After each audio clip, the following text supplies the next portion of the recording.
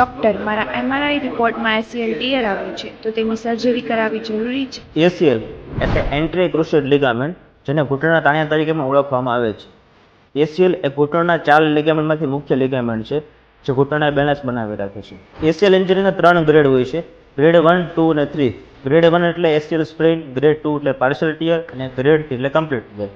Grade 3 complete tear injury હોય એટલે તેવા કેસમાં સર્જરી કમ્પલસરી બને છે. ગ્રેડ 2 ટીયર હોય અને ની ઇન્સ્ટેબિલિટી હોય, એટલે કે ચાલતા પડી જવાની બીક લાગતી હોય અથવા લચક આવતી હોય, તો કેવા કેસોની અંદર સર્જરી કમ્પલસરી બને છે.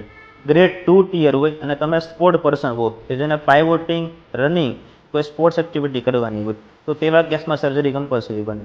ગ્રેડ 2 ટીયર હોય, માત્ર દુખાવો હોય અને સોજો હોય, પણ તમને ઇન્સ્ટેબિલિટીની કમ્પ્લેન ના હોય, તો તેમાં સર્જરી જરૂરી નથી બનતી. ગ્રેડ 1 ટીયર અને ગ્રેડ 2 ટીયર જે વિથઆઉટ સર્જરી હીલ થઈ શકે છે.